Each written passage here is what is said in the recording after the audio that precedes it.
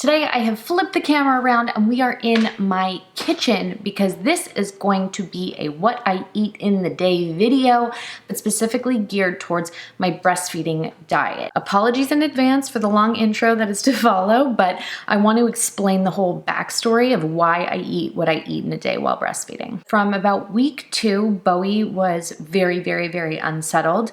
She was crying all the time and her little red face really looked like she was suffering from discomfort and pain, and I really wanted to get to the bottom of it. I was told by a lot of people that she was just colicky. No one could tell me what colic was, what caused colic, how to cure colic, or anything like that, so I wasn't taking that as an answer. And I got lucky one afternoon when we took her to the pediatrician. Our regular doctor wasn't available, and so we had a different doctor step in for the day, and she asked me, how Bowie was doing, and I told her, she just cries all the time and I can't figure it out. We try everything, but we just can't figure it out. And she said, well, I do see signs of some inflammation in the gut. So what I'm going to do is, it could be reflux. I'm going to prescribe you guys ranitidine, which is just baby Zantac, to see if it is reflux. But at the same time, I'm going to suggest a diet to you. If you want to do it one step at a time, feel free. But if you want to kind of cut everything that could potentially be affecting her negatively, then go ahead and do that. And then you can start re-adding things. So it's kind of a reverse elimination diet.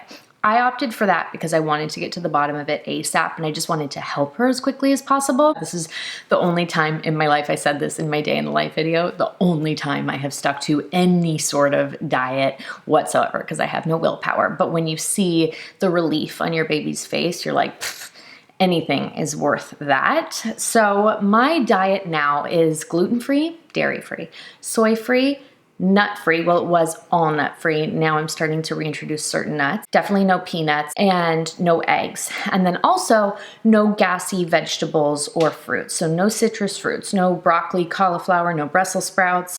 I'm sure you're on the other end of this computer right now or phone or whatever going, then what do you eat? Well, that's why I'm filling you in. Took her to the doctor when she was 5 weeks. They said it would take about 1 to 2 weeks for her system to become totally clear from everything I had been ingesting previously.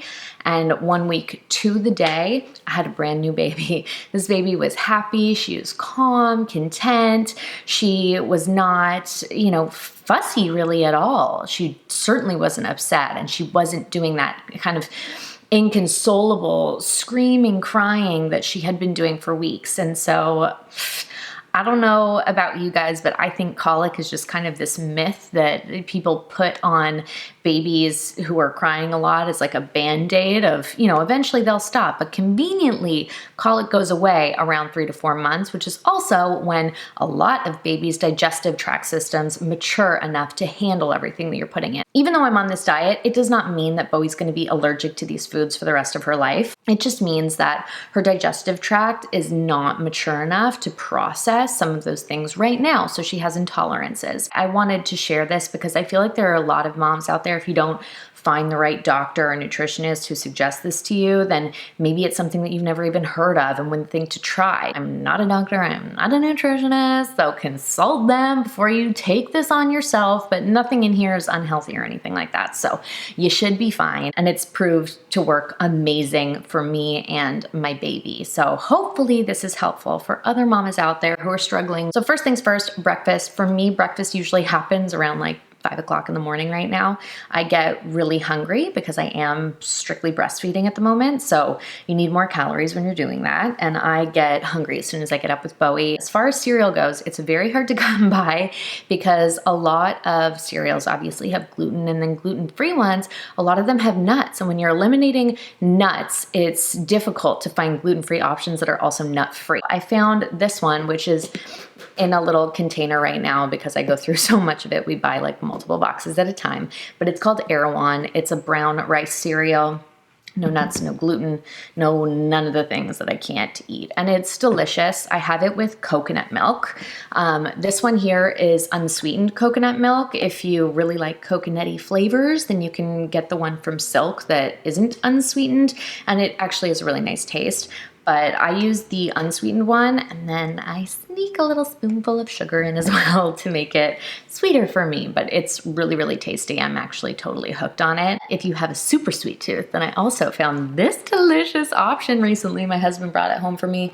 It's chocolate Power-O's, and it's made from beans. It's got protein in it, and it's totally gluten-free, soy-free, all that good stuff. So this one's really yummy, probably geared towards children, but who cares? I love it. Coconut milk is gonna be your saving grace throughout this diet because eliminating dairy, a lot of the options are soy or nut milks, and you can't have either of those as well. So coconut milk is totally safe for this diet, and that is the only milk that I consume. Sometime midday, I'll have kind of a second breakfast. Sometimes I have my little gluten-free oatmeal. This one's really nice because it comes in like a portion-sized container. This one is like jam-packed with all sorts of seeds and all that stuff. So it's very, very healthy and delicious. Again, I do have a sweet tooth, so sometimes I add some organic maple syrup to it. But if I feel like I really am in need of some veg because you're eliminating so many like common vegetables from your diet, I like to do a big smoothie.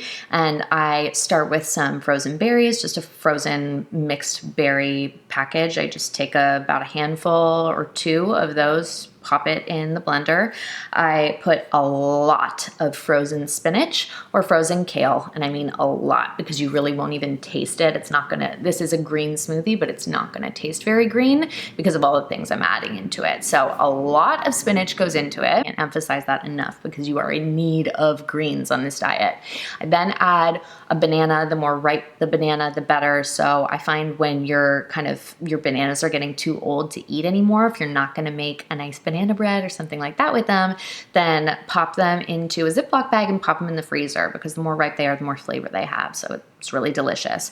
I also add a heaping spoonful of cashew butter because that's something that I have recently been able to add back into my diet. Cashews don't bother Bowie, which I've now discovered, which is awesome because I love cashews. Totally skip that step if you are beginning your elimination diet. And then I add a spoonful or two of protein, and you have to make sure that it is dairy-free, soy-free, gluten-free protein. After you add the protein, this is a very important step.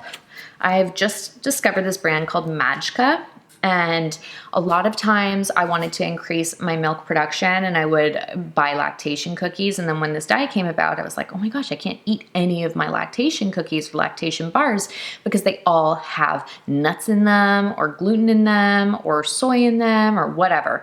So I've been really struggling. And this is totally free of all of the things I listed that I cannot eat. And it's just a powder. It's really delicious. It's almost savory. Like it's kind of got spices in it. I don't know how to quite explain it, but it is so good in this smoothie. They also, by the way, have little like bites that are free of pretty much everything except I do believe they have, yes, they have almonds in them. So again, almonds are now fine for me and Bowie, but when you're initially starting your diet, you probably wanna stay away from the bites until her system is clear or his system is clear, and you can, try introducing these and see how your baby does. After all of that stuff is put in my blender, I kind of fill halfway up the ingredients that are in there with my unsweetened coconut milk. And then I just fill the rest almost to the top of where the ingredients are piled up in there with just water, regular water, and blend that all up. And that is going to be an amazing, super filling snack for you that is gonna get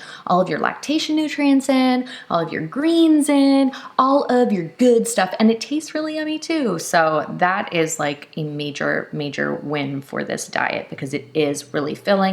It is jam-packed with good calories, so that's awesome. My go-to super fast lunchtime meal has always just been a sandwich, a yummy sandwich, and it has been a little bit boring at first because I was like, what can I even put in a sandwich now? I've just eliminated everything. I'm a creature of habit, so sticking to this diet almost identically every day is no struggle for me. I actually really enjoy it. So every day, almost every day, I eat a turkey sandwich on delicious gluten-free bread, and I have this on it. This brand has been a lifesaver for me. It's called Daya, I believe is how you pronounce it. You can get it at Whole Foods, you can get it at Target. This brand does all dairy-free, soy-free, nut-free cheese. and they do different cheesy meals and stuff like that, but I've found my favorite products are just the straight up like faux cheese. These are the slices that I put in my sandwich. They are Swiss style and delicious. They also have shredded cheese that you can put on gluten-free tortilla chips for lovely, delicious nachos if you're looking to indulge a little bit. But I have my turkey on gluten-free bread with a slice of this guy, and then I load up the spinach, load up the avocado, and just use plain yellow mustard. It's pretty much the safest condiment that you can use for this breastfeeding diet because a lot of other fun sauces and stuff like that have eggs in them and all sorts of other things in them. So I just try and stay away from most condiments, but yellow mustard is safe. When it comes to dinner, I do have an amazing husband who has been cooking every single meal for me since baby girl arrived, and this new diet has come into play because ordering in is a nightmare. I've done it a couple times. I thought I was safe. I looked at the ingredients listed on the menu and thought, okay, this has nothing in it that I can't eat. Thank goodness. Okay, I'm gonna order in, and she would have a terrible, terrible reaction to it that night. So I have just decided to boycott all takeout menus for the time being because it's just the safest bet for Bowie. So some of the things that he will prepare me for dinner, which one of them is great for leftovers, is a big, huge pot of turkey mince. And he does his turkey mince. I don't know exactly how he does it because he makes it taste so delicious and there's not a lot of spices or anything added to it. We try and stay away from garlic and onions because those can be gassy. So he just puts turkey mince, tomato sauce, spices it up, puts his love into it, and then loads it up with vegetables because again, you're kind of pressed for what vegetables you can eat on this diet. So he really loads up with spinach, mushrooms, green, red, yellow peppers, anything that is not going to give Bowie bad gas, bad wind, whatever you want to call it to make it sound cute. And then we eat that either with gluten-free pasta that we have that's made from lentils, or we have it in corn tortillas the next day. Gluten-free tortillas are a great way of eating leftovers and kind of putting a different spin on it. Another awesome find is these Beyond burgers, and they also have sausages. They are meat-free, which my diet does not have to be. Meat's one of the safe things that I can eat, but a lot of hamburgers have gluten in them because they're made with flour to keep everything together. They have egg in them. The yolk helps, keep everything together. These are soy-free, gluten-free, all that good stuff. So these burgers are totally safe for your diet and they are absolutely delicious. I actually like them way better than regular burgers and sausages. I'll just have those with like a spinach salad with some tomato and a really basic lemon, oil, salt, pepper dressing because a lot of dressings do have dairy and stuff like that in them. And we have sweet potato fries, which are delicious. And it's okay because you need the calories. So indulge mamas because you need the calories to keep feeding your baby. So that kind of sums up what I eat in a day from start to finish. I usually don't need dessert because I am so full from the whole day. But if you have a super sweet tooth, then this company Daya also does delicious faux cheesecakes. Faux cheesecakes.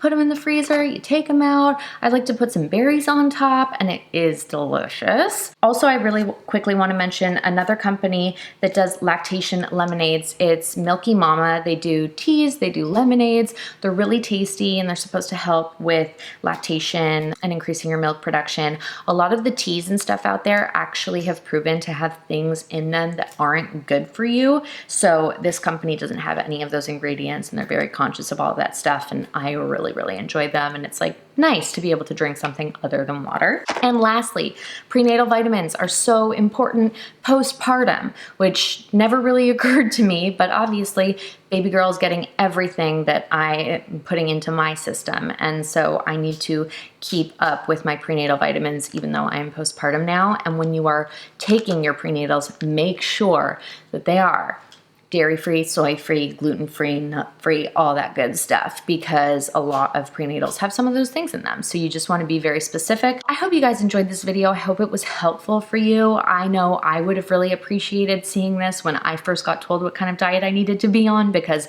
I've never dieted like this in my life and I had no clue where to begin. My poor husband spent hours walking the aisles of the grocery store looking at all of the ingredients lists of every product to kind of fine-tune what my daily diet would look like. Bless him. Thank you, Josh. You're amazing. So I wanted to share all of that information with you guys because it has been a complete and total game changer for Bowie. She is a happy, happy baby. She is so easy, you know, so solo maintenance and just so much fun. And it's just made that breastfeeding bond that was always so special for me and her that much more special because it's a really positive takeaway now from both sides. So I hope you guys like the video. Please let me know if you want to hear more about my breastfeeding journey.